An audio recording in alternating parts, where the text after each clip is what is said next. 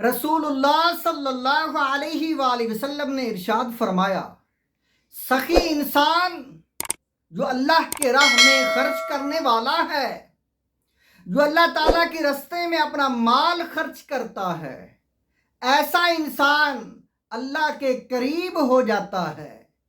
حضور علیہ السلام نے فرمایا، سخی انسان صرف اللہ کے ہی قریب نہیں ہوتا بلکہ وہ جنت کے بھی قریب ترین ہو جاتا ہے۔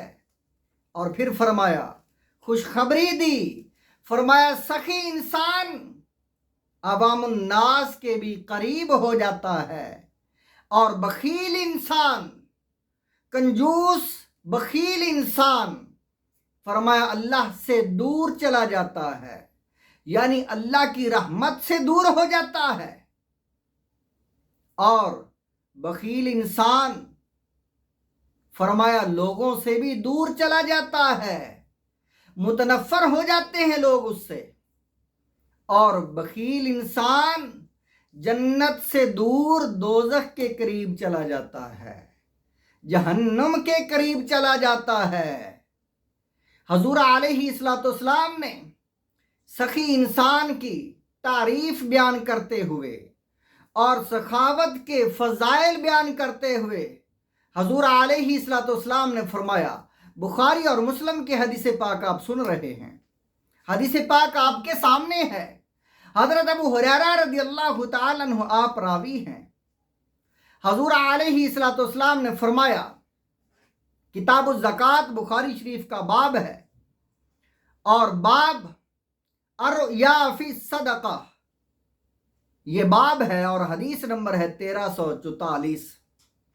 حضور علیہ السلام نے قال رسول اللہ صلی اللہ علیہ وآلہ وسلم نے فرمایا، من تصدق بعدل تمرۃ، فرمایا بعدل تمرۃ، ایک کھجور جو انسان صدقہ کرتا ہے، جو انسان اللہ کے راستے میں ایک کھجور دیتا ہے، اتنا کم صدقہ کرنے والا بھی اللہ تعالیٰ کو اتنا پسند ہے، اتنا پسند ہے، فرمایا اس کا ایک کھجور اللہ کے راستے میں دینا، فرمایا لیکن شرط یہ ہے، من کسب طیب، پاکیزہ حلال کمائی سے ہو۔ فرمایا اللہ کے راستے میں چاہے ایک کھجور ہی کیوں نہ ہو، لیکن ہو وہ حلال کمائی سے، کیونکہ اللہ تعالیٰ فرمایا وَلَا يَقْبَلُ اللَّهُ إِلَّا الطَّيِّبَ، اللہ تعالیٰ تو پاک مال ہی قبول فرماتا ہے، ناپاک حرام کی کمائی اللہ قبول نہیں کرتا۔ اللہ فرماتا ہے اے انسان، اے میرے بندے، حلال کی کمائی میرے راستے میں خرچ کر۔ فرمایا چاہے وہ ایک کھجور ہے جو اللہ کے راستے میں دی جاتی ہے، لیکن وہ ہو پاک حلال کمائی کی۔ فرمایا اللہ تعالیٰ، فرمایا وَإِنَّ اللَّهَ، بے شک اللہ عز وجل، يَتَقَبَّلُهَا بِيَمِينِهِ، فرمایا اللہ تعالیٰ اس کو اپنے دائیں ہاتھ سے قبول فرماتا ہے۔ حالانکہ اللہ تعالیٰ کے دونوں ہی دائیں ہاتھ ہیں۔ فرمایا ثُمَّ يُرَبِّيهَا لِصَاحِبِهِ، اللہ تعالیٰ صدقہ خیرات کرنے والے کی وہ چیز اللہ تعالیٰ اتنا اس کو پالتا ہے، اس کی اتنی پرورش کرتا ہے، اس میں اتنی برکت ڈالتا ہے۔